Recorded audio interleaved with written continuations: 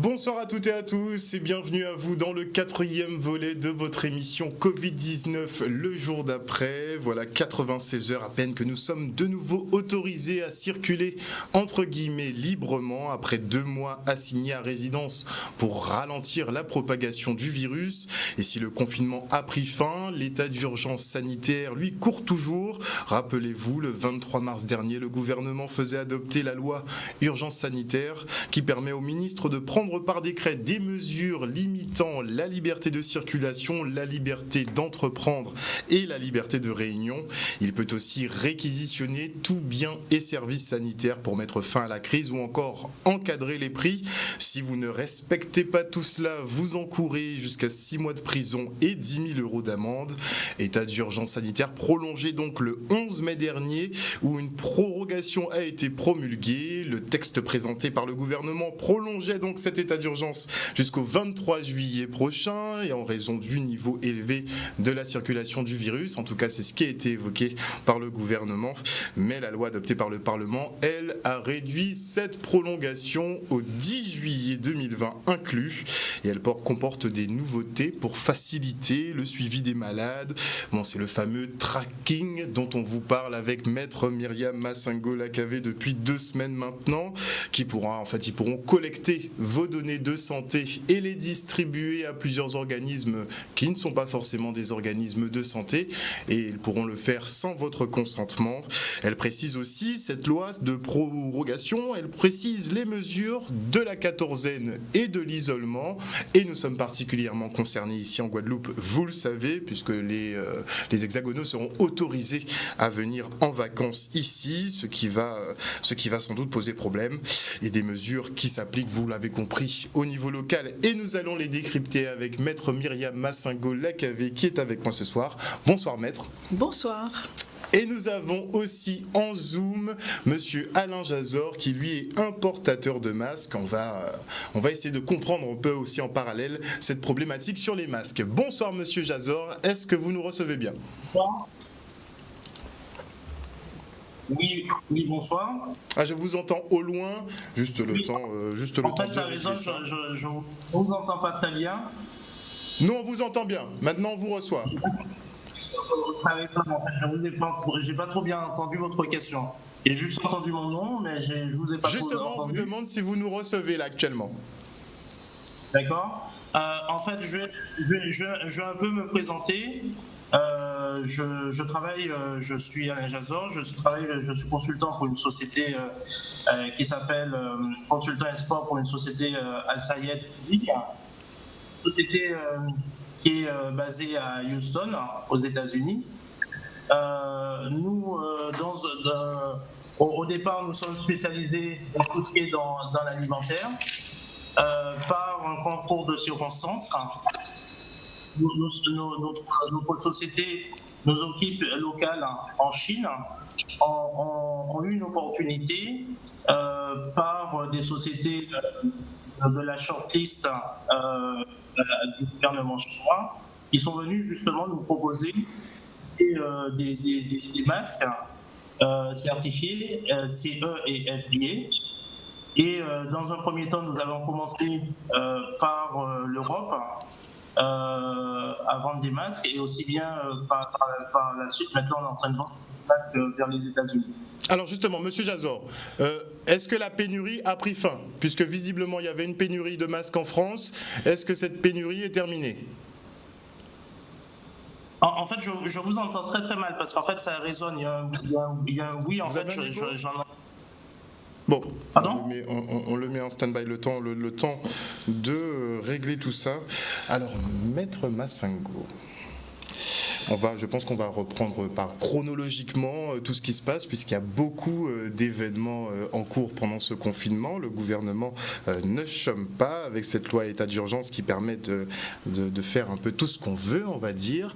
Alors, on va commencer par ce qui s'est passé donc le 8 mai dernier. Alors, avant toute chose, juste une petite parenthèse, parce que je sais qu'il y a des personnes qui vont m'engueuler tout à l'heure. Je fais un petit coucou à mes filles. Voilà, coucou les filles. Sinon, je vais avoir une crise de larmes en rentrant. Donc maintenant, ça fait la 3e fois que je viens sur le plateau, 4e, je ne sais plus, pour pouvoir un petit peu brosser le paysage juridique depuis cette crise sanitaire. Et effectivement, il faut suivre, hein, parce que tous les jours, il y a quelque chose de nouveau qui apparaît dans le paysage juridique, des interprétations de règles de droit, de nouvelles règles de droit appliquées. Et effectivement, il faut s'accrocher. Alors, dans le précédent épisode, peut-être qu'il faudrait rappeler, le Sénat avait rejeté la proposition, le projet de loi de prolongation d'urgence du gouvernement, et le texte est parti pour lecture vers l'Assemblée nationale. Donc, nous en étions là. À la suite de quoi, notre Premier ministre annonce son plan de déconfinement le 7 mai. Tant attendu. Oui, tant attendu, prévu pour le 11 mai. Le vendredi 8 mai. Que se passe-t-il ? Prenons les choses dans l'ordre. Le gouvernement commence par supprimer des choses. Oui. À l'occasion de la discussion de ce projet de loi, le gouvernement a supprimé une mesure qui avait été introduite par le Sénat précédemment. Il s'agissait de protéger les ménages fragiles des frais et commissions pour incidents bancaires pendant la durée du confinement. Donc, autrement dit, nous savons tous que pendant 50 jours, nous avons eu quelques petites difficultés à renflouer le compte bancaire, surtout peut-être pour les artisans ou les entrepreneurs.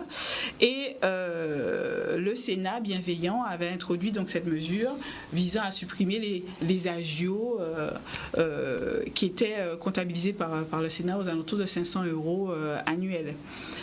Et donc le gouvernement a présenté un contre-amendement pour pouvoir supprimer cette mesure dans le projet de loi. Voilà. Je ne ferai pas de commentaire. Bon, je ne pense pas que ce soit nécessaire. Non, pas du tout. Donc, après, nous arrivons le lendemain. Toujours, c'est donc samedi 9 mai. Voilà, sur le week-end. Alors le week-end a été très, très, très porteur. Ça commence avec le fait qu'un collaborateur d'Olivier Véran, qui est le ministre de la Santé, projetait de percevoir une commission sur la vente de masques. Le nouvel Eldorado. Voilà. Donc tout cela, bien sûr, peut être qualifié pénalement, hein. Mais finalement, la presse, donc c'est Mediapart hein, qui révèle... Comme très souvent depuis le début de cette crise. Finalement, donc, cette vente ne sera pas faite et les commissions ne seront pas perçues. Et immédiatement dans la foulée, ce collaborateur a démissionné durant ce week-end. Voilà. Et nous arrivons effectivement à ce fameux sujet tant virulent en ce moment, qui sont les masques. Où sont-ils ? Où sont-ils ? Où sont-ils ? Où étaient-ils et où sont-ils à l'heure d'aujourd'hui ? Alors, je propose qu'on fasse un tour du côté de Monsieur Jazor. Je ne sais pas s'il nous entend. Là, ça va mieux, je vous entends mieux. Super, Monsieur Jazor. Alors, tout à l'heure, on vous demandait justement, y a-t-il toujours une pénurie de masques ? Et si oui, où sont-ils ? Non, en fait, il n'y a jamais eu de pénurie de masques. Comment ça, il n'y a jamais eu de pénurie de masques ? Non, parce que tout simplement, dès le début, en fait, on a toujours pu distribuer, puisque depuis le mois de janvier, au départ, j'ai commencé par vendre des masques vers la Chine, puisque la Chine avait justement cette pénurie de masques, puisque tout était à l'arrêt. Par la suite, quand il y a eu le décret par rapport au confinement, on avait déjà commencé à travailler, à vendre en France, et on a continué à vendre. Mais simplement, en fait, nous, on vendait en fait à des sociétés, à des entreprises, par exemple des industriels, puisque dans la mesure où il fallait bien qu'on puisse nourrir les gens. Donc, ces industriels des usines qui fabriquent tout ce qui est alimentaire, tout ça, ainsi de suite, nous avons eu l'occasion de vendre. Donc, en fait, là-dessus, pour nous, il n'y avait pas du tout de pénurie de masques. On livrait normalement.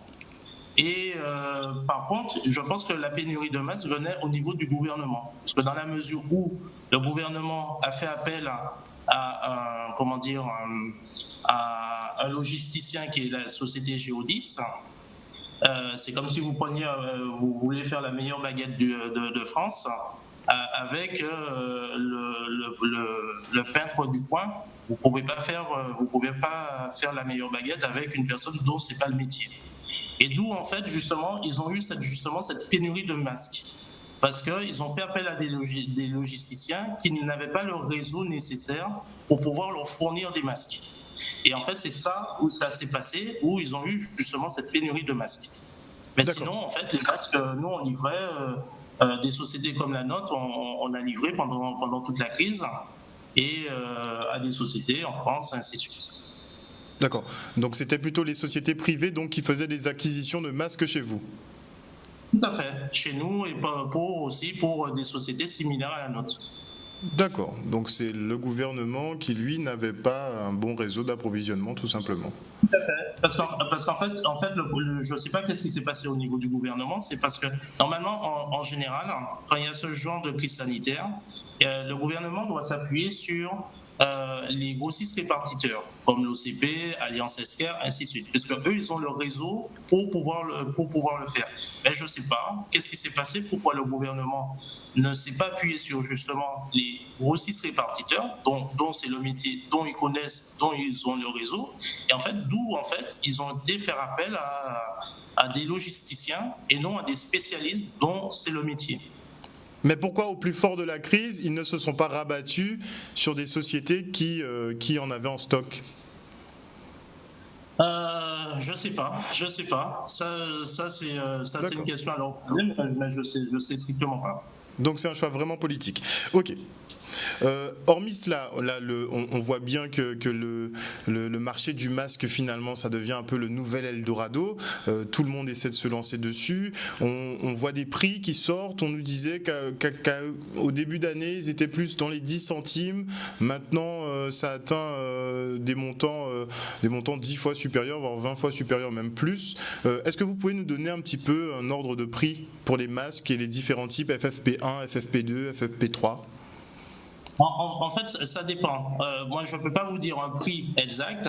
En fait, la seule chose que je peux vous divulguer, c'est que dans la mesure où ce qui s'est passé, c'est qu'au début de la crise, au mois de janvier, lorsque la Chine s'est retrouvée confinée, la Chine a d'abord été en Afrique à rafler le stock de masques, puisque personne ne savait où se fournir en masques.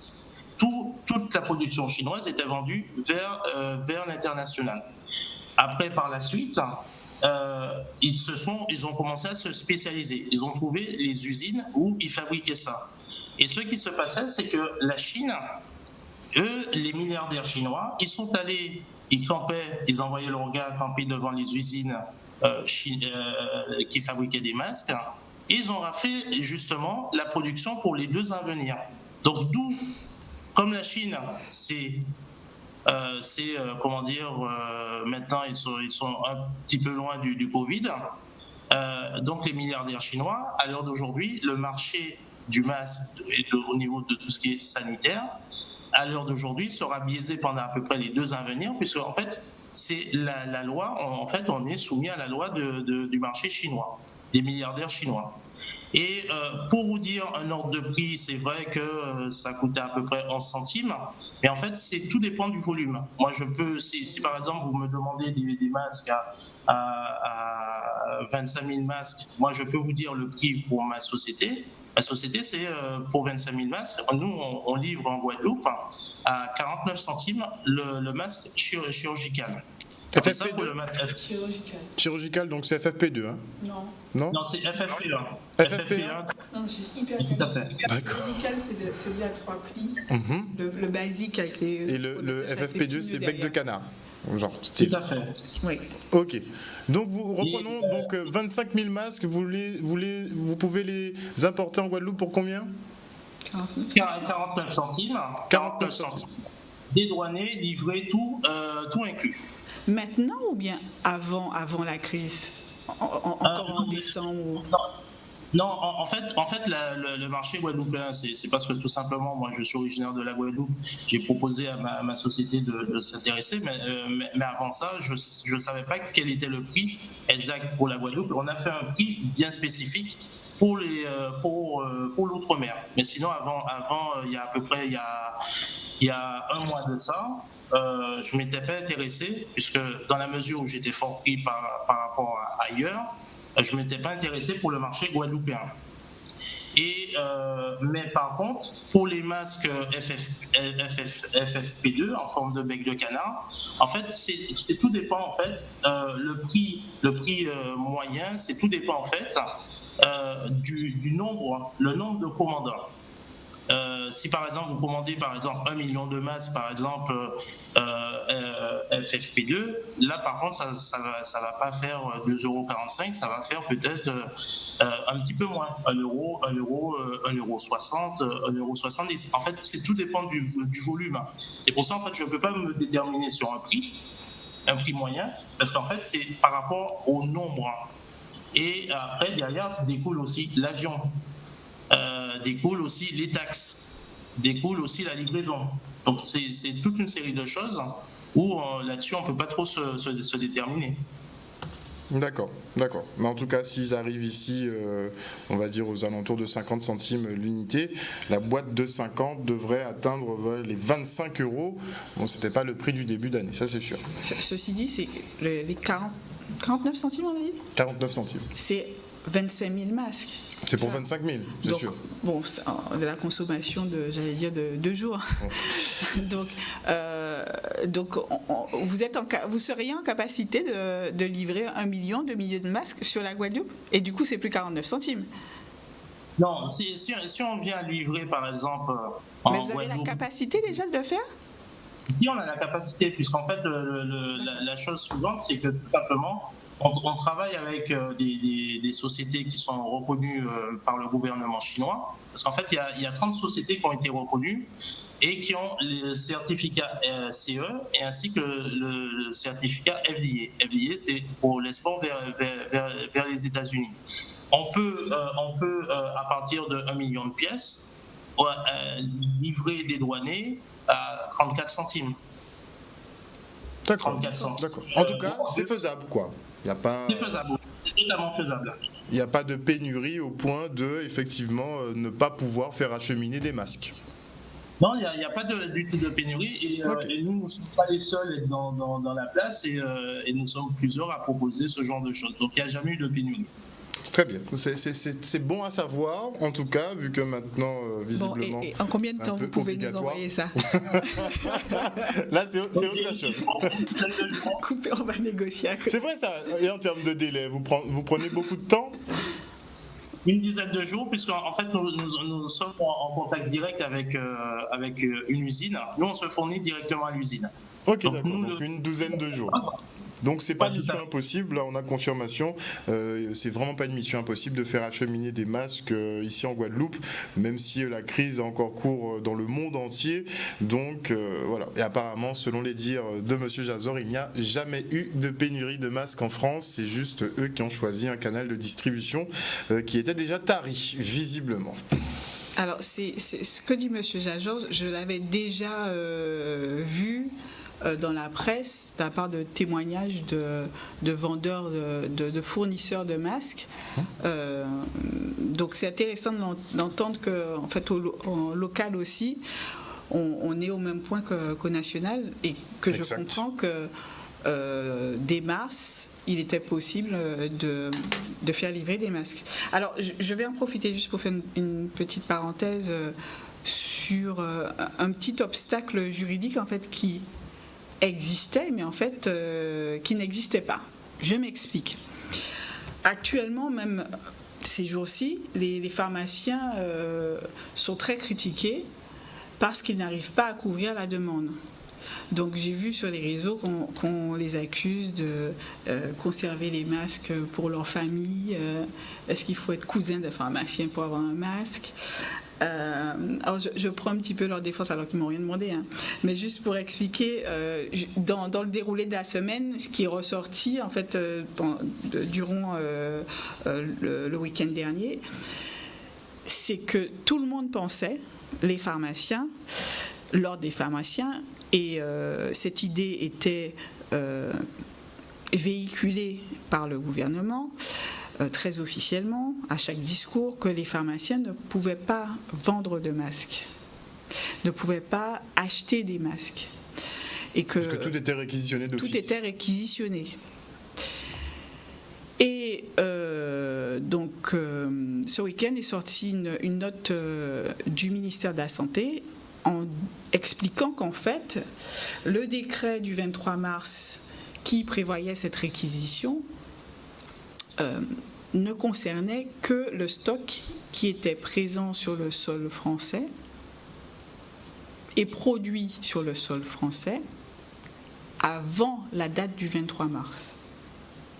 D'accord. Autrement dit, à compter du 23 mars, si vous aviez une usine sur le territoire français de production de masques, la réquisition n'était pas possible.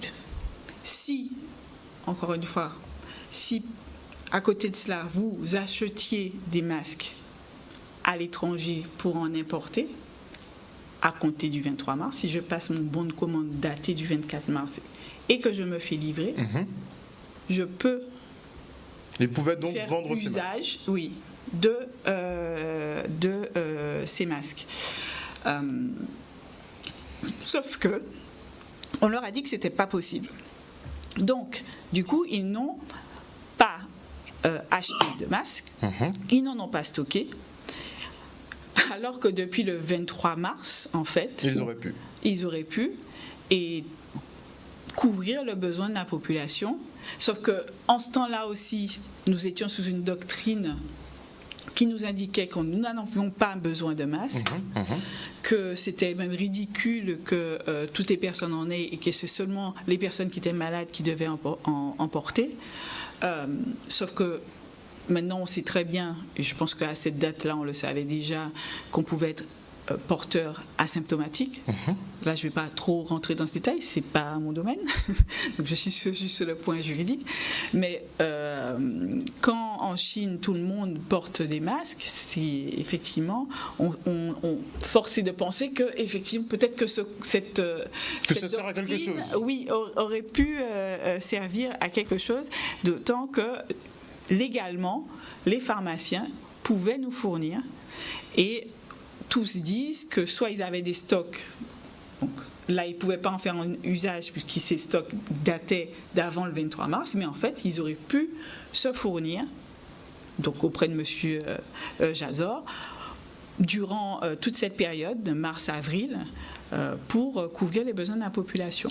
Et l'autorisation leur a été faite de pouvoir recommencer à en faire commerce par un décret du 27 avril pour le lendemain matin. C'est-à-dire que le dimanche, un texte est sorti les autorisant de nouveau à distribuer les masques, mais pour le lendemain. D'accord. Donc, tous ceux qui s'étaient privés de faire des commandes, forcément, n'étaient pas prêts. C'est pour ça que nos pharmacies, d'ailleurs, n'étaient pas tout à fait prêtes à l'annonce du déconfinement, enfin du moins la mesure la semaine juste avant, en prévision justement du déconfinement. Donc c'est très intéressant de voir qu'une règle de droit, en fait, finalement, pourtant le texte, quand on le lit, peut paraître ambigu, mais en même temps, quand on l'étudie, on se dit oui, effectivement, c'était autorisé. Non, de toute façon, Covid-19, le jour d'après, après il y aura les comptes. Après il y aura les comptes à rendre et on apprend justement pas de pénurie de masques. Donc Monsieur Jazor, qui est importateur, très bien placé pour nous le dire. Donc il n'y avait pas de pénurie de masques en France. Les pharmacies pouvaient les gens commercialiser depuis fin mars. Donc effectivement on aurait pu se préparer peut-être un peu mieux. En tout cas, nous sommes arrivés à la phase de déconfinement, donc il y a à peine 96 heures, lundi 11 14. Alors que se passe-t-il avec ce nouveau décret, cette nouvelle prorogation de loi d'urgence qui dépeint un peu mieux finalement aussi la quatorzaine et l'isolement, puisqu'apparemment il y aura une quatorzaine pas forcée ou l'isolement. Ah non, je vous arrête. Lundi 11, date à laquelle la loi de prolongation de l'état d'urgence sanitaire devait être donc promulguée, elle n'a pas été promulguée, ce qui a entraîné ce qu'on appelle un vide juridique. Et pourquoi elle n'a pas été promulguée? Parce que le Conseil constitutionnel a été saisi afin d'examiner la loi qui avait été adoptée par le Parlement, et le Conseil constitutionnel a mis plus de temps que prévu. Voilà. Bon, plus de temps entre guillemets, puisque le projet de loi a été étudié selon une procédure accélérée. Donc tout se fait très très vite, comme d'habitude. Sauf que le Conseil constitutionnel a un peu traîné des pieds. Donc nous nous retrouvons le lundi sans loi, ce qui oblige, parce que j'étais connectée à ce moment-là, et tout à coup, je me dis, avant d'aller se coucher, regardons ce qu'il y a sur le journal officiel, donc tout le monde peut le faire, c'est legifrance.gouv.fr, et là, apparaît un décret qui a été pris en catastrophe. Parce qu'il a été publié le 12, hein. La publication décret du 11 mai. Il a été publié le 12 Non. Ou le 11 même? Oui. D'accord. Non, c'est la loi qui a été publiée le 12 mai. Ok. Non, donc non. Dans la nuit, dans la nuit pour moi, peut-être au petit matin pour eux. Voilà, a été pris un décret, puisqu'on allait se retrouver dans une zone de non-droit. D'accord. Voilà, parce que c'était pas prévu en fait que la loi ne soit pas là, tout simplement. Voilà. Super. Donc grâce à ce décret, et depuis lors, je suppose qu'il y a beaucoup de personnes qui doivent être heureuses de cette décision, il n'y a plus besoin d'auto-attestation de déplacement. On peut se mouvoir librement, de nouveau. Voilà, sans prévoir son petit papier qui n'était pas obligatoire. Déjà, à la base. Et il n'y a plus de risque d'avoir une amende de 135 €. Oui, mais bon, il y aura le risque d'avoir d'autres amendes qui atteignent aussi les 135 €. Oui, mais bon. Mais pas pour, effectivement, le fait de s'être déplacé sans son attestation magique. Ceci dit, en Guadeloupe, je n'ai pas eu écho de cas assez... borderline, on va dire, un peu étrange de l'application de la loi visant à obliger les gens à avoir une attestation. Nous n'avons pas eu des cas de contravention où on vous disait qu'une personne avait eu 135 € parce qu'elle avait écrit au crayon, ou qu'elle avait coché 2 cases, ou qu'elle avait son attestation, mais qu'elle n'était pas habillée en tenue de sport. Or, elle avait coché la case sport.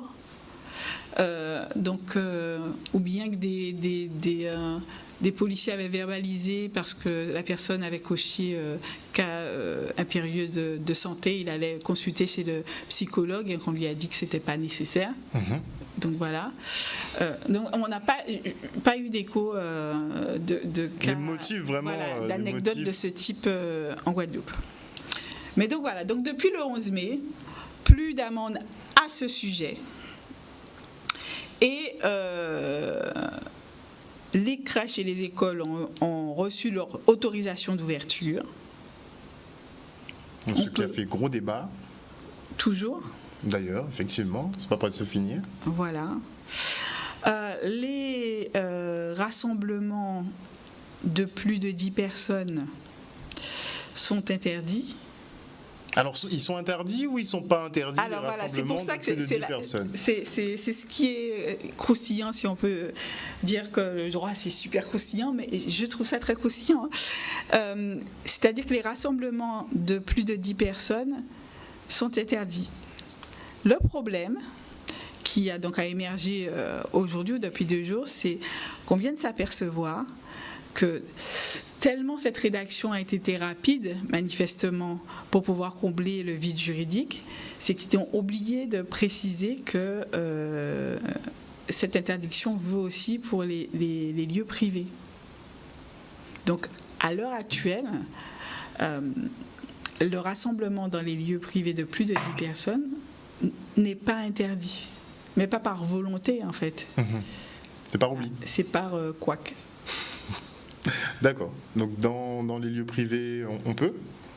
Non, mais alors attention, c'est pas parce que il y a un vide juridique que les... Non, on n'en voit pas. On n'en voit personne organiser des soirées. Non, aucun zouk chez soi. Non, c'est pas le possible but. parce que, par contre, les mesures barrières doivent être respectées. Toujours. Donc vous pouvez être verbalisé pour ça.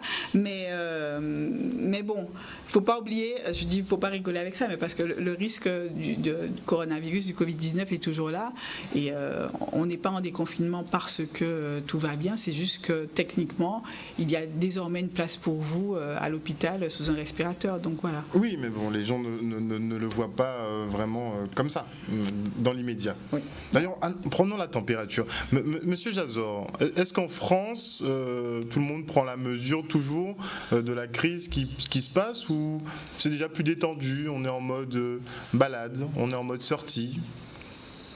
Du moins, je dirais, en fait, il y a du relâchement, surtout en Ile-de-France. On a pu le voir sur le cas de la Saint-Martin récemment. Mais sinon, en fait, moi, par exemple, j'habite dans le Nord, où je vois les gens respecter justement les mesures barrières. Là, ils respectent vraiment. Mais par contre, en Ile-de-France, c'est autre chose. D'accord. C'est toujours l'Île-de-France où c'est particulier, finalement. C'est un petit peu particulier, ouais. Mais c'est normal, ils sont... vous savez, quand vous habitez à 5 dans un appartement de même pas 25 mètres carrés, c'est un peu chaud de respecter réellement les mesures barrières. C'est sûr. Et ça me fait penser justement à cette quatorzaine forcée. Maître, finalement, c'était illégal. La quatorzaine forcée, enfin celle qui a été mise au point par M. Philippe Gustin, préfet de Guadeloupe. Oui. Le Conseil constitutionnel est intervenu le 11 mai pour censurer le projet de loi.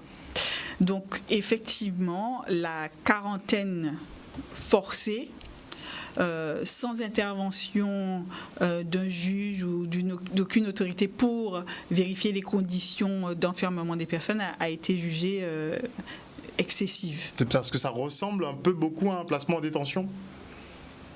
Une assignation à résidence. Ouais, c'est plus soft, c'est vrai. Oui, mais ce qu'il y a de positif, c'est que maintenant, quand on entendra qu'une personne a été condamnée à une assignation à résidence, personne ne dira que c'est pas grave, c'est des vacances, voilà. Ouais, pour le coup, c'est vraiment rester enfermé. Enfin, même ceci dit, au bout de 50 jours, je pense que tout le monde comprend que l'assignation à résidence n'est pas... si simple que ça. Voilà, et bien une peine.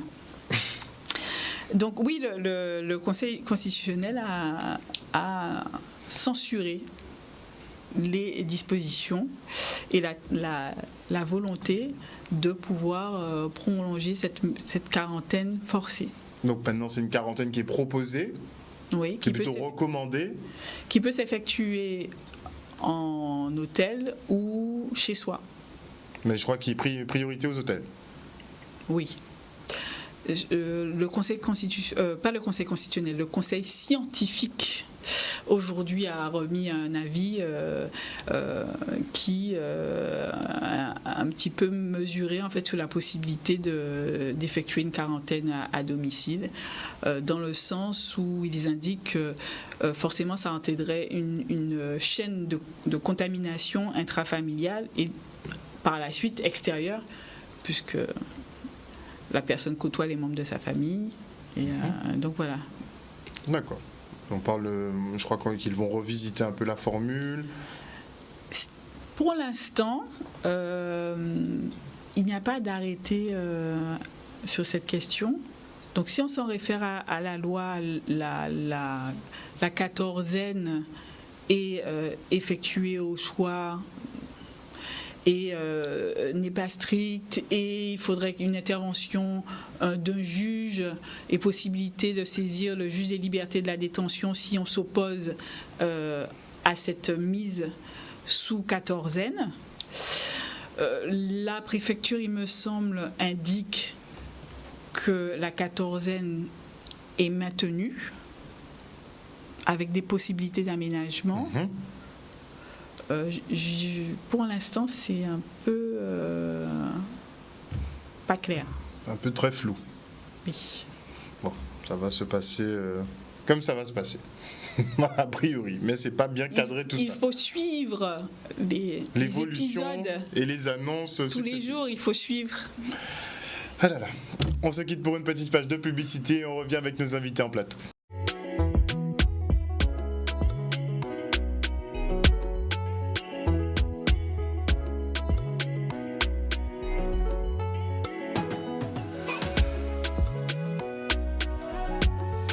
De retour sur le plateau de Covid-19, le jour d'après, nous sommes toujours en présence de Maître Myriam Massango-Lakavé, avocate au barreau de Guadeloupe, et nous sommes toujours aussi en présence d'Alain Jazor, qui lui est négociant en masque. Donc on faisait un petit point justement sur toutes les nouveautés, inclus dans le décret du 11 mai dernier, qui a marqué aussi le jour du déconfinement, qui était attendu depuis 54 jours assigné à résidence. On a déjà balayé justement une partie des points. Qu'est-ce qui nous reste à couvrir, maître ? Qu'est-ce qui nous reste à couvrir ? Déjà les plages. Les plages vont réouvrir, ça c'est... Ça c'est... C'était une reculade du préfet Non, mais c'est la loi n'interdit pas de réouvrir les plages. Elle dit... C'est au maire de faire la demande en présentant un plan qui respecte les consignes sanitaires. Ok. Et c'est au préfet d'analyser le plan qui sera proposé pour autoriser ou non l'ouverture de la plage en question. A priori, de toute façon, le préfet ne serait pas contre les réouvertures prochaines. Oui, mais alors, moi, je m'interroge sur une chose, parce qu'il n'y a pas de définition. Le plan en question, c'est quoi ? Donc, justement, c'est aux mairies de faire des propositions. Donc, je ne sais pas. À part une patrouille pour dire attention, hop, là, t'es trop près là. Attention, là, il y a moins de mètres, reculez. Mais il y aura, a priori, dans ces détentes, il n'y aura pas de contrôle. Bon, quoi qu'ils disent, réouverture des plages, c'est pas pour l'activité balnéaire, mais plus pour les activités sportives. Bon, encore une fois, c'est un peu flou. Oui, mais en plus, imaginez, moi je me dis que si un maire ouvre une plage et si les autres ne le font pas en même temps, il y a toute la Guadeloupe qui va se ruer sur les plages qui seront ouvertes, éventuellement. C'est ce que je me dis. C'est un risque. Que soit ils le font tous en même temps. Maintenant, effectivement, c'est au préfet, ceci dit, de donner les autorisations en même temps. Mais ceci dit, si un seul maire présente une demande, comment ça va se passer ? On va prendre des petits tickets, peut-être. Un petit bain de 5 minutes au suivant. La logique voudrait que ce soit... je caricature, mais... Non, on ne comprend pas pourquoi c'est des demandes au cas par cas, vu que on a un archipel, nous ça devrait être ouvert en même temps, simultané. Oui, mais je ne sais pas. La logique, si j'ai bien compris, c'est que vous avez le droit d'aller prendre un bain de foule dans un métro. Mais pas un bain de mer. Oui, on ne sait jamais. On ne sait jamais. Dans la mer, il peut se passer des choses. Mais dans le métro, comme ça... Voilà. Vous prenez les transports en commun, monsieur Jazor ? Oui, il m'arrive de prendre les transports en commun. Ça se passe comment ? C'est stressant ? En fait, dans le Nord, le respect des distances de distanciation sont respectés, puisqu'il y a très peu de personnes qui l'utilisent. Mais par contre, c'est vrai, effectivement, quand je vois par exemple en Île-de-France, je n'ai rien contre l'Île-de-France, mais par contre là-dessus, le bain de foule, comme disait Madame Lakavé, on se le prend bien. C'est pas des blagues, ça, on a eu le temps de publier justement des images. Ils peuvent pas tout à fait respecter les gestes barrières. Non, mais c'était illusoire. Je me dis qu'il y a vraiment que des gens qui prennent pas le métro le matin pour pouvoir pondre des projets comme ça. Penser qu'en fait on peut rester à 1 mètre. Vraiment, dans un métro parisien. Tout étudiant qui est passé, toute personne qui a pris le métro le matin pour arriver à la fac ou à son travail, mais il faut se battre. Hein. Clairement, c'est déjà une bataille rien que pour monter dedans. Alors forcément, laisser 1 mètre entre chaque personne. Bon, après, la RATP, la SNCF étaient censés augmenter le trafic, mais bon, on savait que ça n'allait pas arriver de toute façon. Enfin bref, on accepte. Vraiment, avec ce que j'ai vu moi, je vois pas comment ils peuvent faire. Le matin, vraiment, c'est métro après métro. Alors, augmenter comment? Donc, ou alors construire des lignes en plus. Des nouvelles lignes. Sincèrement, on ne sait pas. On découvre au jour le jour. Ils ont compté sur le fait que les employeurs puissent différer l'autorisation pour le salarié, non pas de rentrer, d'embaucher à 8h, mais de venir à 10h, etc. Et le message de Muriel Pénicaud, le ministre du Travail, c'était d'inciter les employeurs à permettre aux salariés de venir en horaire décalé. D'accord. Déjà, les entreprises ont du mal à organiser la reprise parce qu'il y a beaucoup de mesures à mettre en place. Si en plus ils doivent revoir tous les plannings, ça peut être vraiment très compliqué tout ça. En tout cas, ici, au niveau des transports en commun, ils ont commencé à s'organiser. Au passage, on a fait une petite visite justement au Moule. On a été voir des transporteurs et ils se sont organisés pour isoler les passagers. Ils ont mis des bâches. Enfin, il fait genre il peut. Hein. C'est pas des aménagements durables, mais en tout cas, c'est hermétique.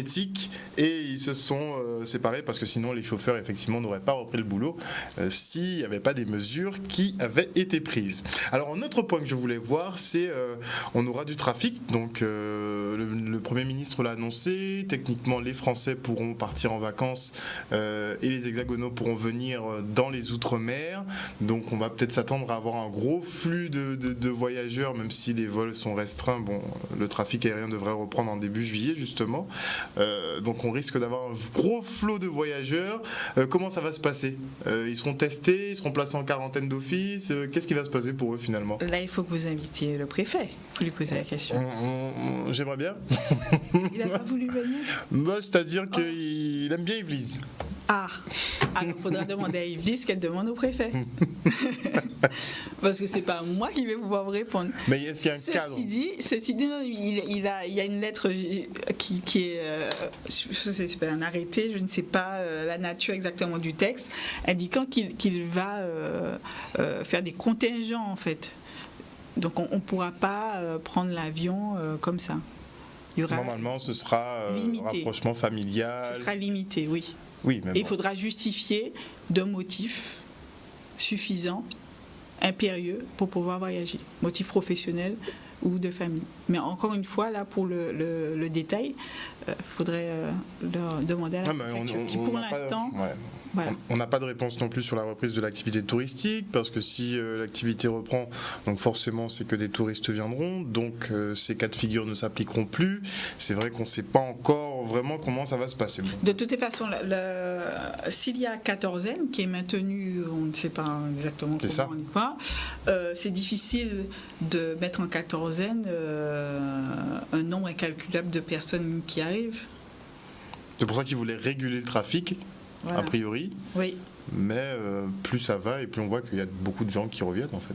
Bon là ils ont limité à 139 passagers normalement par vol, mais on verra quand les vols commerciaux vont reprendre vraiment en début juillet. Moi j'attends de voir quelle décision va être prise. En tout cas, est-ce qu'ils pourront prolonger encore et proroger encore l'état d'urgence sanitaire? Il est fixé au 10 juillet. 10 juillet pour celui-ci, mais est-ce qu'à la fin de cette échéance-là, ils pourront encore rebalancer un état d'urgence? C'est ce qui a été dit. C'est-à-dire que même le déconfinement, il n'arrête pas de le répéter, on n'est pas à l'abri de reconfiner dans l'hypothèse où on voit que la pandémie repart. Et c'est pareil pour l'état d'urgence sanitaire. Très bien. Mais sincèrement, je ne pense pas. Pour des raisons économiques. D'accord. Alors pour les personnes qui sont susceptibles effectivement de rentrer sur le territoire, et qui vont se mouvoir en général, elles seront assujetties à une prise d'information. C'est vrai que ces informations pourront être divulguées donc à des sociétés qui ne seront pas forcément... Là, vous parlez du traçage. Oui, je reviens dessus parce que bon, apparemment c'est vraiment dans... Non, le traçage a été retoqué aussi par le Conseil constitutionnel, qui a limité pas mal de choses pour garantir la validité en fait avec le respect des libertés publiques tout simplement. Et donc la possibilité et le panel de personnes qui pouvaient accéder à vos informations a été diminué, puisque dans le texte d'origine, il était même prévu que le personnel des CCAS, des centres d'action sociale, pouvait accéder à vos données. Effectivement, sur ce point-là, on ne voit pas trop pourquoi. Donc, à quoi ça sert ? Oui, ça a été limité. Il y a la possibilité de stocker aussi des données relatives au numéro de téléphone, email. L'email non plus. Après, c'est du bon sens, hein. Même si finalement le Conseil constitutionnel n'a pas été très, très méchant. Mais donc le stockage d'email, d'adresse, de numéro de téléphone a été supprimé. Donc il y a pas mal de petites choses qui ont été toilettées sur cette idée de tracer les personnes qui sont atteintes et ainsi que tous les contacts qui seraient atteints de Covid-19. Et, on a quand même eu ce coup de gueule d'un docteur. Oui, j'allais dire de toutes les façons, bon, vous n'avez toujours pas la main sur cette déclaration, c'est-à-dire elle peut se faire sans votre consentement. Maintenant, en fait, cette déclaration doit être faite par le médecin. Voilà, c'est pas quelqu'un qui vous voit tousser dans la rue qui dit Mimi, non, c'est ni Covid. C'est le médecin que vous allez voir. Donc, ça a été confié au médecin généraliste le soin de faire cette déclaration obligatoire en l'échange de 55 €. Si il est en mesure de donner vos coordonnées plus en détail, il aura 4 €. Et des contacts, il aura 4 € par contact. Et s'il donne les coordonnées de ses contacts, il aura 2 € de plus. J'ai pas compris. Enfin, du moins, je crois que j'ai bugué. Donc, vous payez la consultation, c'est ça ? Elle coûtera 55 €. 55 €. Et c'est quoi ces 4 €, 2 €? Vous allez payer... une rétrocommission que le docteur touche parce qu'il a donné oui, vous payez une première consultation à l'issue de laquelle il vous est donné un certificat pour aller faire un test. Donc vous devez revenir voir votre médecin. D'accord. Et là, vous allez payer 55 € parce que ça sera une consultation Covid. Donc la consultation Covid, il est prévu qu'elle soit majorée, donc elle est à 55 €. Et effectivement, c'est une sorte de rétrocommission pour le médecin. Donc, c'est légal ça ? C'est la loi. Attendez. C'est légal. Mais attendez. Donc moi, je vais voir mon médecin. J'ai un soupçon de Covid, il me donne un test, je fais mon test. Et parce que lui transfère mes données... le voir, ouais. Puisqu'il faut que je me soigne, il faut que je explique... Et lui, il vend... Il faut qu'il ait les résultats. Mais c'est vendre mes données. Concrètement. Non. Mais déjà, il ne vend rien si on lui propose, c'est ça la loi. On lui dit, s'il fait la déclaration obligatoire, il aura 55 €. D'accord. Ouais, mais c'est les inciter... Non mais en fait je dis ça, mais il y a des médecins qui sont scandalisés. Ah non, mais on a eu ce coup de gueule justement d'un médecin qui disait qu'on allait justement commercialiser nos données de santé et ça lui passait en travers de la gorge, puisque quid du secret médical, ça n'existe plus. Voilà. Et donc si ce médecin arrive à ce que vous lui donniez vos contacts habituels, ce que vous avez croisé les derniers jours, il gagnera 4 €. Je suis désolé. Mais ne rigolez pas. Je suis désolé. J'ai un peu du mal, puisque en fait c'est un peu comme la police maintenant qui monnaie des informations. Qui paie des personnes justement pour qu'elles Les viennent indiques. Ouais, en fait, les snitch, pour dire en anglais. Et donc on arrive à ce système où nos médecins, c'est pas nous dénoncer puisque c'est pas un crime d'avoir le Covid, mais en fait on va les payer pour alimenter justement une base de données, clairement. C'est-à-dire qu'on va les payer parce qu'ils effectuent un travail supplémentaire. J'essaie de vous rendre ça bien. Oui, non, mais non, il n'y a pas de rendre ça bien. Ils un travail supplémentaire et que c'est pour des raisons sanitaires impérieuses et nécessaires, parce que nous sommes en pandémie. Et que donc... Oui, mais là, on est parti sur le discours bien brossé, là. Oui, mais concrètement, ce que le médecin donc dénonçait dans cette vidéo... partisane. Bon, on ne fait que dire ce qui est. On parle du droit, on parle de la loi. Donc, à partir de là, chacun aura son interprétation. Monsieur Jazor... Monsieur Jazor, quand vous entendez ce genre d'informations, que vos données de santé pourront être transférées à différents services, vous êtes plutôt pour ou contre ? Moi, je suis contre. Je suis contre parce que ça viole notre intimité et ça viole l'intimité de chacun d'entre nous. Et pour moi, en fait, on va rentrer dans... Pour le moment, on est en période de circonstances exceptionnelles, mais la circonstance exceptionnelle, ça va devenir une récurrence constante. Donc en fait, sous le coup du soi-disant par rapport au Covid, par la suite, ça sera récurrent. Donc là-dessus, je suis totalement contre, parce qu'on va rentrer dans des dérives. Les dérives liberticides, justement, dont on parle depuis un moment. Après, vous avez des gens qui vous disent oui, mais c'est normal, il faut bien qu'on s'en sorte, alors c'est pas grave, etc. Mais alors là, je dis, dans ce cas-là, pourquoi on n'a pas fait ça pour tout ? Pourquoi, si vous faites un test pour le VIH, on n'informe pas toutes les personnes que vous avez connues et on vous dit, bon, asseyez-vous, donnez-nous la liste des personnes que vous avez fréquentées depuis environ, surtout qu'on ne sait pas depuis quand vous l'avez, depuis toute l'année là, qui vous avez rencontré, quel soir, les noms, on va les appeler. Voilà. Concrètement, c'est ce qui va se passer. On peut faire marche arrière là-dessus ou on peut dire non ? Non, c'est trop tard. C'est trop tard.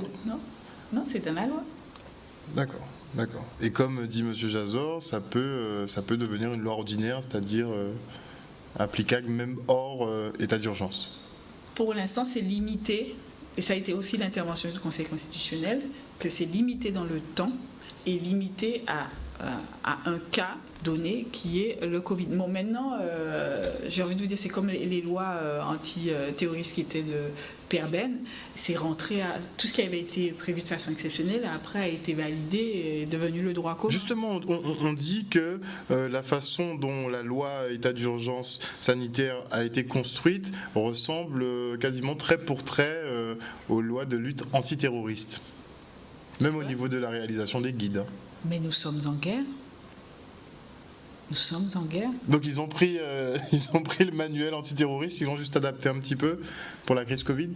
Non, je ne sais pas. Je dis juste que les moyens qui sont mis en œuvre sont justifiés par le fait que nous sommes en guerre. Oui, mais remonter des données de santé... C'est ironique, parce qu'il y a des gens qui peuvent croire que je dis ça très sincèrement. Je préviens. Je manquais pris. C'est ironique. Je manquais pris, parce que moi, qu'on ait voté ça, en fait, ça me surprend. Vraiment. Ça vous surprend ? Ce sont des données de santé, donc il n'y a pas de secret médical, en fait. Donc techniquement, la parole des médecins... Mais quelle loi ne passe pas, en fait entre le projet et la loi? En plus, tout est en procédure accélérée. Donc tenez, vous avez 3 jours, c'est bon, signé, merci, au revoir. Donc... c'est peut-être choquant, mais moi ça ne me choque pas que ça soit passé. Je veux dire, aujourd'hui encore, il y a la loi Avia qui a été adoptée, dite Avia, dite la loi sur la haine, anti-haine. Voilà, anti-haine sur les réseaux sociaux notamment. C'est pas ça. C'est quoi Effectivement. exactement? C'est-à-dire Bon, ça fait 1 an qu'elle était dans les tuyaux. Bon, c'était peut-être le moment de la sortir. Elle est Est-ce sortie, que elle est c'était passée. le moment? Est-ce que c'était le moment? Mais tout le monde dit qu'il y a un déchaînement de haine justement sur les réseaux C'est la depuis le début de la crise. Première loi que le Parlement étudie qui ne soit pas en rapport avec l'état d'urgence sanitaire avec le coronavirus. C'est la première loi qui, du coup, serait symbolique par rapport au discours qui disait que après ne sera plus comme avant. Il est temps de se réécrire, même moi. Et je vais me faire engueuler tout ça. Et donc, du coup, la première loi qu'on doit prendre pour reconstruire la société, je dis, est-ce que c'était ça qui était vraiment... Moi, c'est la question que je pose. Maintenant, il faut savoir aussi que le Parlement est en effectif restreint.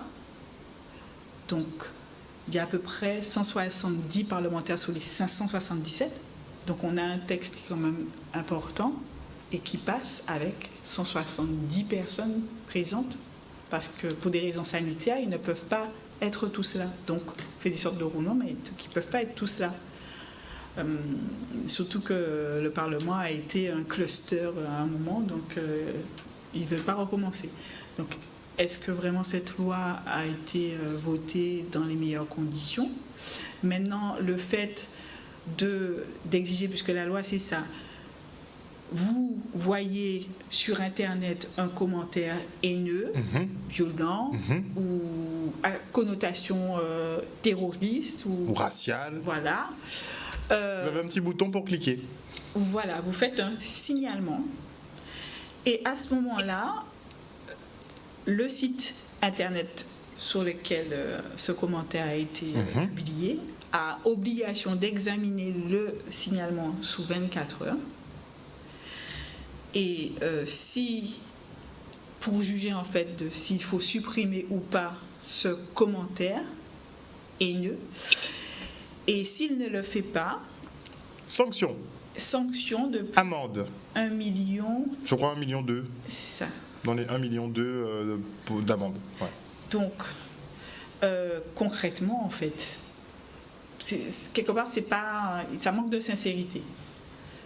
Mais ça va obliger les sites en fait à Voilà, supprimer à un paquet de tout de messages. suite. Bah, Vous allez faire oui. automatiquement, ça va Bien sûr. disparaître parce qu'il n'y a pas les effectifs suffisants pour pouvoir contrôler chaque signalement. Ah bah ce sont des robots, hein. Je pense que c'est des robots qui vont... Et surtout, donc, ce qui a été reproché lors des débats parlementaires, c'est qu'on confie en fait à des entreprises et des organes privés la fonction de juge, En fait, puisque c'est eux qui vont juger de ce qui est caractère. acceptable ou pas. Voilà. Mais vu le délai, 24 heures, sous peine de... Moi, on me dit que j'ai un jour, ou alors je dois payer 1 million. Je cherche pas, hein, Sachant qu'il y a des millions de messages. Je supprime tout de suite. Donc, voilà. Mais limite, peut-être que ce sera automatique, les robots seront chargés. Bon, dès qu'il y a insulte, ils mettront des données. Et dès qu'il y aura une insulte, boum, boum, ce sera effacé directement. Je pense qu'à terme, ça va être ça en fait. Après, les sites comme Facebook, YouTube et tout sont déjà dotés de grilles en fait, d'alerte. Vous utilisez un certain mot, votre publication, elle Mais en général, il faut vraiment aller très très loin pour que la publication soit censurée. Sinon, en général, ils sont plutôt... bon, ça va, on peut encore s'exprimer. Mais là, quid, encore une fois, là, on avait justement le secret médical qui saute, mais la liberté d'expression, elle va prendre un sacré coup. Voilà. Donc, est-ce que c'était le bon moment après avoir un petit peu entamé le secret médical et maintenant la liberté d'expression, je ne sais pas si c'est vraiment ce qui est important en ce moment. Je sais pas. Grande interrogation. Trouver des masques. Mais visiblement, bon, je vais pas dire ça parce que on va se faire taper sur les doigts, mais comme on est en train de relâcher la pression. Mais non, personne ne vous écoute, allez-y. Non. Non, mais comme Monsieur Jazor disait tout à l'heure, justement, bon, on sent que de toute façon la pression va être relâchée à un moment donné, puisque on n'est pas asiatique. C'est pas dans notre culture d'avoir des masques tout le temps, de faire attention à tout, même si ça s'apprend. Je pense qu'il faut quand même un certain délai pour que ça rentre bien dans les esprits. Pour les enfants, ça va être un travail aussi particulier. Est-ce que vous avez déjà commencé la pédagogie là ? Oui, mais bon, franchement, ça dure 15 minutes et puis après, voilà. Surtout en plus, chez nous, quoi, avec la température, ça tient chaud. Forcément. Ceci dit, pour les adultes, je vois pas où est le problème, parce que vraiment j'ai tenté les FFP2, c'est dur. Ah mais moi j'en mets tous les jours. Dur, mais on s'y habitue. Après, il faut penser au personnel soignant, et c'est là qu'on se rend compte aussi, en dehors des horaires qu'ils ont exercés durant toute cette crise, et de la fatigue accumulée et tout, et de se rendre compte de ce qu'ils subissaient aussi, d'avoir ça en permanence, et là, chapeau. Je me demande comment ils font, clairement, parce que je commence à ne plus le supporter. Après 2 mois, là, tous les jours non-stop, et les avoir sur le visage, là, j'avoue que je commence à plus supporter. Mais malheureusement, je pense qu'il n'y a que ça qui va nous permettre de nous en sortir, parce que... Ça ou la sélection naturelle ? Oui. J'allais dire, ou un vaccin. J'allais être un peu moins... ou un vaccin. Ou la sélection naturelle. Sauf que le vaccin, on ne va pas le trouver n'est-ce pas ? un mois. Donc, pendant ce laps de temps, c'est la sélection naturelle qui va se charger de tout. Voilà. Mais moi, là en ville, j'ai pas vu tout le monde avec des masques il y a quelques jours. Non, mais ça commence de plus en plus de personnes. Oui, mais alors, par contre, ce que je ne comprends pas, et là je vais faire une petite critique, ce sont tous les magasins de bouche. Je ne comprends pas en fait que les personnes n'en aient pas. Fassent un effort là-dessus. Pour pas postillonner dans la nourriture, dans les choses. De ne pas porter le masque. Okay. Parce que finalement... Ah non, mais les professionnels normalement doivent le porter. Oui, mais encore faut-il qu'ils en aient. Je suis allée à 2 reprises. Je suis ressortie parce que je dis mon Dieu, mais en fait ça va devenir un critère. Hein. Bientôt. La personne me sert. Je peux pas prendre de pain au chocolat de la personne. Je suis désolée. Monsieur Jazor, vous commencez à vous méfier des personnes qui ne portent pas de gants et de masques ? Non, je reviens en fait, je suis totalement d'accord avec Madame Massingo en ce qui concerne dans les métiers de bouche. Puisque moi je vois quand je vais à la boulangerie, des personnes, ils ne portent pas du tout de masque. Au niveau de la méfiance, moi je dirais c'est plutôt à ce niveau, même au niveau des trucs au niveau des restaurants, des kebabs, je les vois, ils ne portent pas du tout de masque. Qu'est-ce qui nous garantit justement de la sécurité de ce qu'on va consommer lorsqu'on achète quelque chose. Et ça, je trouve qu'on aurait dû obliger ces métiers à justement à porter, dès lors qu'ils nous délivrent de la marchandise, surtout alimentaire, ils auraient dû porter des masques. Après, vous savez, moi je dirais c'est au-delà de cette crise sanitaire. Après, c'est l'après. Je pense que ça vous est déjà arrivé que vous faites la bise à quelqu'un. Après ça, vous faites que découvrir que cette personne, elle tousse. Ça, c'est aussi c'est dans une hygiène sanitaire que après il faudra. Moi, je dirais, c'est pas uniquement que cette crise où je me méfie. C'est en général, d'ordre général. Parce que vous avez souvent le cas, vous faites que découvrir que cette personne a une gastro, cette personne a ci, alors qu'elle vous a serré la main ou vous a fait la bise. Ça, c'est une hygiène sanitaire. Et je pense que avec cette crise, ce qui va se passer, c'est que j'espère que l'après, ça sera qu'on puisse prendre ça sera automatique, dès lors, comme au Japon, lorsque quelqu'un a un problème de santé, automatiquement, son médecin va lui prescrire un masque, et pour ne pas contaminer l'autre. C'est aussi nous apprendre, aussi aller aussi apprendre au monde, surtout aux Européens, surtout aux Français, l'hygiène sanitaire, parce qu'il est malade. qui doit se désinfecter les mains, qui doit faire ci, qui doit faire ça, et faire preuve de pédagogie vis-à-vis de chacun d'entre nous. Sans ça, moi je dis, c'est pas uniquement lié à cette crise, c'est après. Moi, c'est l'après que j'attends. Ah, clairement, pour moi, on est déjà dans l'après. On est déjà dans l'après. Parce que crûment, qu'est-ce qu'on a appris grâce à cette crise? C'est que quand vous rentrez chez vous le soir... Il faut se laver. Non, mais quand vous rentrez chez vous le soir, finalement, en fait, vous avez... Parce qu'on dit les gouttelettes.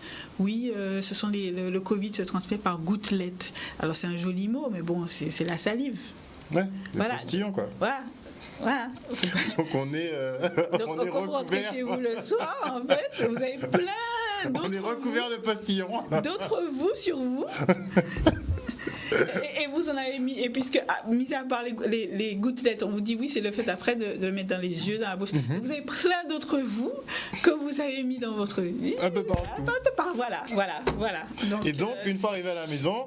Et ça, c'est pas le coronavirus, ça veut dire que c'est... Voilà, ah, mais c'est hygiène élémentaire. Oui. Mais c'est vrai que maintenant, on va être beaucoup plus pointu. De là, voir comment, en fait, à quel point, pour que justement ça se propage. Là, dernièrement, on vous dit il y a eu un enterrement de 20 personnes. Tout le monde a attrapé le coronavirus, alors que c'est limité. Et vous dites qu'en plus maintenant que certainement les gens ne sont pas tombés les bras les uns aux autres, et tout le monde, les 20 ont été contaminés. Donc 20 petites autres personnes qui sont sur vous.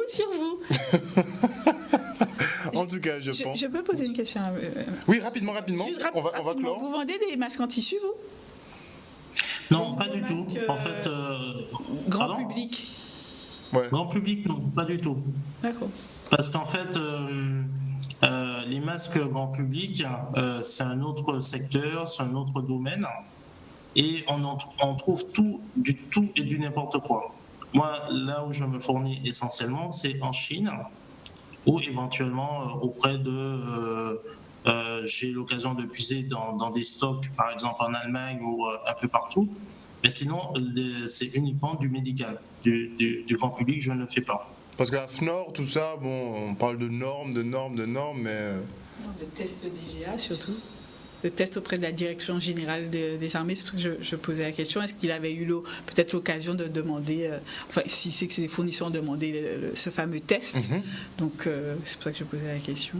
Non, parce qu'en fait, les masques, pour avoir, puisque j'ai déjà eu l'occasion d'avoir des clients qui m'ont demandé des masques grand public, mais sauf qu'ils veulent un certain prix. Et le prix ne suit pas forcément avec la qualité. Et donc, pour moi, il est hors de question, de par mon éthique, de vendre de la mauvaise qualité et hors des normes de la DGA. Donc, en fait, tout ce qui est produit en France, ça sera un certain prix et ça ne va pas suivre par rapport aux commandes. Parce qu'on va me demander, par exemple, 1 million de masques ou, par exemple, les grandes surfaces. Les grandes surfaces vont me demander, ça va se jouer aux 2000 centimes en termes de commission, ou voire beaucoup moins. On va quasiment pas marger du tout. Mais il n'y aura pas forcément la qualité qui va suivre derrière, puisque je vais faire appel à des masques grand public qui viendront d'Asie, mais ça ne sera peut-être pas forcément aux normes déjà. Là, c'est un petit peu plus difficile, puisque ça ne fait que récemment que les masques grand public ils sont apparus sur le marché. Et donc c'est rien par rapport à ça. Entre mars et avril, vous avez vendu des masques sanitaires à la grande distribution? On vous a acheté Pas du tout. D'accord. Pas du tout. D'accord. En tout cas, chers Guadeloupéens, préparez-vous à porter vos masques puisque ça va devenir quasiment obligatoire. Enfin, je pense que ça va rentrer un petit peu dans nos habitudes. Ce sera nécessaire, en tout cas dans les lieux publics. Et si j'ai une petite recommandation, eh bien, j'invite les collectivités, puisque tout le monde n'aura pas forcément les moyens de s'offrir des masques et à raison de 2 masques par jour à peu près pour bien tenir si on va travailler tout ça. Comme tout le monde n'aura pas forcément des sous pour en acheter, eh bien, je propose aux collectivités et de se cotiser de façon à passer une très très grosse commande qui permettra de pallier aux besoins des Guadeloupéens pendant ces prochains mois et au moins jusqu'à la rentrée scolaire, parce qu'il faut quand même essayer de faire une bonne rentrée bien réussie d'ici septembre. En tout cas, merci beaucoup Maître d'être venu sur ce plateau ce soir. Merci Alain Jazor de nous avoir éclairé sur cette pénurie relative, pénurie fantôme de masques qu'il y aurait eu en Hexagone. Eh bien non, on apprend que non, il n'y avait pas du tout de pénurie. Là, c'est clair, net et précis. C'est juste que le gouvernement avait choisi un fournisseur qui n'en avait pas. Bon, c'est un choix. En tout cas, merci beaucoup à vous deux d'avoir assisté à cette émission. Merci à vous, chers téléspectateurs, de nous avoir suivis. On se retrouve demain pour un prochain Covid-19 le jour d'après. Une bonne soirée à vous. Bisous. Merci. Vous aussi.